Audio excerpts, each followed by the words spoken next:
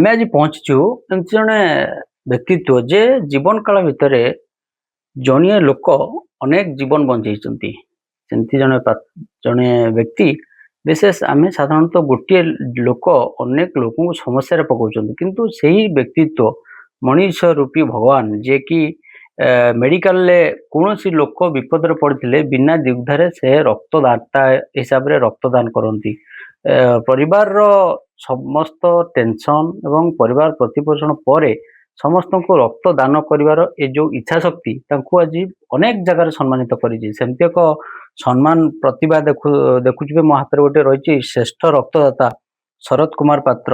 ଜୀବନ ହିଁ ରକ୍ତ, ରକ୍ତ ହିଁ ଜୀବନ, ଏ ଯେଉଁ ବାର୍ତ୍ତା କୁ ସେ କେମିତି ପ୍ରତିପାଦିତ କରନ୍ତି ଏବଂ ଜୀବନରେ ଅନେକ ରକ୍ତ ଦାନ କରିବା ପରେ କେତେ ଖୁସିରେ ଅଛନ୍ତି। ଆମେ ସିଧାସଳଖ ତାଙ୍କ ସାଙ୍ଗରେ କଥା ହେବା। ଆଜ୍ଞା, କଣ କହିବେ? ଆପଣଙ୍କ ନାଁ କଣ? ମୋ ନାଁ ଶରତ କୁମାର ପାତ୍ର। ଆଜ୍ଞା ମୋ ଗାଁ ସଡା ଧରମପୁର। ଆଜ୍ଞା ମୁଁ ପ୍ରଥମେ ଯେତେବେଳେ 1993ରେ ରକ୍ତ କଟକ ଏସବି ମେଡିକାଲରେ ଦେଇଥିଲି, ଆଜ୍ଞା ଦେଲା ପରେ ମୁଁ ବହୁତ ଡରି ଯାଇଥିଲି, କିନ୍ତୁ ତାପରେ ମତେ ଏତେ ଭଲ ଲାଗିଲା ସେଇଦିନ ପାଖରୁ ମୁଁ ରକ୍ତ ଆଜି ପର୍ଯ୍ୟନ୍ତ ଦେଇ ଆସିଅଛି। ଆଉ ଅଦ୍ୟାବଧି କେତେ ରକ୍ତ ଦେଇ ସାରିଲେଣି? 129 ଥର ରକ୍ତଦାନ କରିସାରିଛି। 129 ଥର ରକ୍ତ ଦାନ କରିଛନ୍ତି। ରକ୍ତ ଦବା ପରେ ଯୋଉ ପ୍ରଥମ ଥର ଯେମିତି ଡର ଥିଲା, ଏବେ ଆଉ ଡର ଲାଗୁଛି କି ନାହିଁ? ନା, ଏବେ ଆଉ ଡର ଲାଗୁନି ଏବଂ ଆଖପାଖ ସାହି ପଡିଶା ଆମ କେନ୍ଦୁଝର ଜିଲ୍ଲା, ଭଦ୍ରକ ଜିଲ୍ଲା, ବାଲେଶ୍ୱର ଜିଲ୍ଲା, ଜଗତସିଂହପୁର ଜିଲ୍ଲା, ପୁରୀ ଜିଲ୍ଲା, କେନ୍ଦ୍ରାପଡ଼ା ଜିଲ୍ଲା, କଟକ ଜିଲ୍ଲାରେ ବି ପିଲାମାନଙ୍କୁ ଉତ୍ସାହିତ କରି ରକ୍ତଦାନ ଶିବିର କରି ଆସୁଅଛି। ତ କେତେକ କ୍ଷେତ୍ରରେ ରକ୍ତ ଯେତେବେଳେ ଆମେ ଦାନ କରୁଛନ୍ତି, ଆପଣ ସିଧାସଳଖ ରକ୍ତ ଦାନ କରୁଛନ୍ତି ନା କୋଉ ସଂଗଠନ ମାଧ୍ୟମରେ କରନ୍ତି? ନା, ମୁଁ ସିଧାସଳଖ ପ୍ରାୟ 80ରୁ ଏଭବ କରିସାରିଛି ମେଡିକାଲରେ। ଆଜ୍ଞା Ghasipura medical, Keonjhar medical, Bhadrak medical, Cuttack SB medical, Kendrapara medical ଏବଂ ବାଲେଶ୍ୱର ମେଡିକାଲ ଦେଇ ଆସିଛି ଅଛି। ଏବଂ ତାପରେ ଆମର ଆମ ରକ୍ତଦାନ ଶିବିର ଆମ ଗାଁ କ୍ଲବ, ଅନ୍ୟ କ୍ଲବ ଏବଂ ଆମ ରକ୍ତବିନ୍ଦୁ ଜୀବନ ବିନ୍ଦୁ କାର୍ଯ୍ୟକ୍ରମରେ ବି ରକ୍ତ ଦେଇ ଆସୁଅଛି। ଜଣେ ସ୍ୱେଚ୍ଛାକୃତ ରକ୍ତଦାତା ହିସାବରେ ଏ ଅଞ୍ଚଳରେ ଆପଣଙ୍କୁ ସମସ୍ତେ ଜାଣିଛନ୍ତି, ତ ଯୋଉଠି ଯିଏ ବି ବିପଦରେ ପଡ଼ିଲେ ଆପଣ ତାକୁ ରକ୍ତ ଦିଅନ୍ତି। ତ ଏହାକୁ ନେଇକି ଘରେ କେତେବେଳେ ଆପଣଙ୍କୁ ସମସ୍ୟାରେ କେହି ପକାନ୍ତିନି, କାହିଁକି ଏତେ ରକ୍ତ ଦଉଛ ବୋଲି? ନା, ଆଜି ପର୍ଯ୍ୟନ୍ତ ଘର କିମ୍ବା ବନ୍ଧୁବାନ୍ଧବ ସାହି ପଡିଶା କେହି ବିପଦରେ କି ଅଟକାନ୍ତି ନାହିଁ। ତ ଏଇ ରକ୍ତ ଦାନ କରିବା ପରେ କେତେ ଖୁସି ଲାଗେ ଆପଣଙ୍କୁ? ରକ୍ତଦାନ କଲା ପରେ ମତେ ବହୁତ, ମୋ ଜୀବନର ସବୁଠାରୁ ବଡ ଖୁସି ରକ୍ତଦାନ କରିସାରିଲା ପରେ ସବୁଠାରୁ ବଡ ଖୁସି। ତ ଅନେକ ଜୀବନ ଆପଣ ବଞ୍ଚେଇ ପାରୁଛନ୍ତି, ଜଣେ ଡକ୍ଟର ନ ହେଇକି ବି ଅନେକ ରକ୍ତ ଆପଣ ଦେଇପାରୁଛନ୍ତି। ତ ଏଇ ଯୋଉ ରକ୍ତ ଦାନ କରୁଛନ୍ତି, 100ରୁ ଅଧିକ ପରିବାର କହିଲା ଭଳିଆ ଆପଣଙ୍କୁ ବଞ୍ଚି ସାରିଲେଣି। ତ ସେଇ ଯୋଉ ମାନେ ରକ୍ତ ଦାନ ନେଇଛନ୍ତି ଆପଣଙ୍କୁ, ପ୍ରତିବଦଳରେ ଆପଣଙ୍କୁ ମିଳିଛି କଣ? ନା, ଦାନ ଅର୍ଥ ହଉଛି ଦାନ କରିବା, ତାର ଇଚ୍ଛା ଆଉ କିଛି ପୂରଣ ହୁଏନି। ଆଜ୍ଞା ଏବଂ ସେମାନେ ଯୋଉଠି ଦେଖନ୍ତି ବାଟରେ ଘାଟରେ ଯାନି ଯାତ୍ରାରେ ବହୁତ ଖୁସି ହେଇ ଆମକୁ କୋଳାଗ୍ରତ କରନ୍ତି ଏବଂ ଉତ୍ସାହିତ କରନ୍ତି। ତ ଆପଣ ଏତେ ପରିମାଣରେ ରକ୍ତ ଦାନ କରିସାରିଲେଣି, ପରବର୍ତ୍ତୀ ସମୟରେ ଯେତେବେଳେ ଆପଣଙ୍କର କେତେବେଳେ ସମସ୍ୟାରେ ପଡ଼ିବେ କି ରକ୍ତ କିଏ ଦାନ କରିବା ପାଇଁ, ଏମିତି କୌଣସି ଗୋଟେ ଲାଇସେନ୍ସ ପ୍ରାପ୍ତ କାର୍ଡ ହଉ କି ଯେମିତି କି ଆପଣଙ୍କୁ ରେଗୁଲାର ଯେହେତୁ ଡୋନର ଅଛନ୍ତି, ଆପଣଙ୍କ ପରିବାରରେ କାହାର ରକ୍ତର ଆବଶ୍ୟକ ପଡ଼ିଲେ ସରକାର ଦିଅନ୍ତି କେତେବେଳେ? ହଁ, ସରକାର ଆମର ଘଷପୁରା ମେଡିକାଲରେ ମୁଁ 2-4 ଥର ବି ଟ୍ରାଏ କରିଛି ଏବଂ ଯୋଉ ଅଭାବୀ ଲୋକ ତାଙ୍କର ରକ୍ତ ଦେବା ପାଇଁ କେହି ନଥାନ୍ତି, ଆଜ୍ଞା ଯାଇକି ମେଡିକାଲରେ କହିଲେ ମୋ କଥା ରଖନ୍ତି ଏବଂ ସେମାନେ ଉପକୃତ ହେଇଛନ୍ତି ରକ୍ତଦାନ ନେଇକି। ତେଣୁ ଯୋଉମାନେ ରକ୍ତ ଡୋନର ଆସୁଛନ୍ତି ନୂଆ କି ରକ୍ତ ଦାନ କରିବା ପାଇଁ, ସେମାନଙ୍କୁ କଣ ବାର୍ତ୍ତା ଦେବେ? ସେମାନେ ରକ୍ତ ଦାନ କରିବା ଦ୍ୱାରା ସେମାନଙ୍କର ଯୋଉ ଭୟ ରହିଛି ତାହା କେମିତି ଦୂର ହେଇପାରିବ? ଯୋଉମାନେ ନୂଆ ପିଢିର ପିଲାମାନେ ବାହାରିଛନ୍ତି ତାଙ୍କୁ ବହୁତ ବୁଝାସୁଝା କରିଲା ପରେ ତାଙ୍କ ବାପା ମା ବି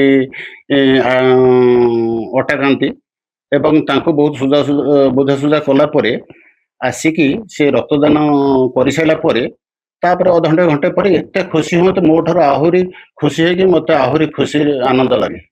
ତ ଏବେ ପର୍ଯ୍ୟନ୍ତ ଆପଣ ପିଲାମାନଙ୍କୁ ବି ଇନ୍ସପାୟାର କରୁଛନ୍ତି ରକ୍ତ ଦାନ କରିବା ପାଇଁ, ଆଉ ପରବର୍ତ୍ତୀ ସମୟରେ ରକ୍ତ ଜୀବନ ବିନ୍ଦୁ ହଉ ଯେକୌଣସି କାର୍ଯ୍ୟକ୍ରମରେ ଆପଣ ରକ୍ତଦାତା ହିସାବରେ ରହୁଛନ୍ତି। ତ ଯେତେବେଳେ ଏଇ ଅଞ୍ଚଳର ସମସ୍ୟା ପଡ଼ିବ କି ଯେ ଏ ଅଞ୍ଚଳର ସମାଧାନ ପାଇଁ ଆପଣ ଛିଡ଼ା ହେବେ, ଏ ଯୋଉ ନୂଆ ଯୁବପିଢ଼ି ଆସୁଛନ୍ତି ରକ୍ତ ଦାନ କରିବା ପାଇଁ, ଏଇ କାର୍ଯ୍ୟକ୍ରମ ଆଗକୁ ବଢ଼େଇବା ପାଇଁ ଆଉ ସେମିତି କୌଣସି ପିଲାମାନଙ୍କୁ ଇନ୍ସପାୟାର କରୁଛନ୍ତି?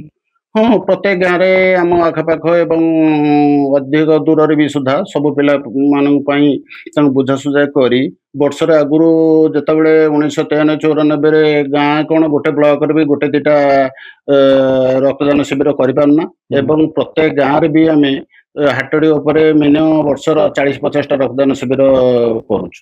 ତ ଏଇ ଯୋଉ ରକ୍ତ ଦାନ କରୁଛନ୍ତି, ସରକାର ରକ୍ତ ନଉଛନ୍ତି, ତ ସେଇ ହିସାବରେ ଆପଣଙ୍କୁ ଯେମିତି ରେସ୍ପେକ୍ଟ ମିଳିବା କଥା ମିଳୁଛି?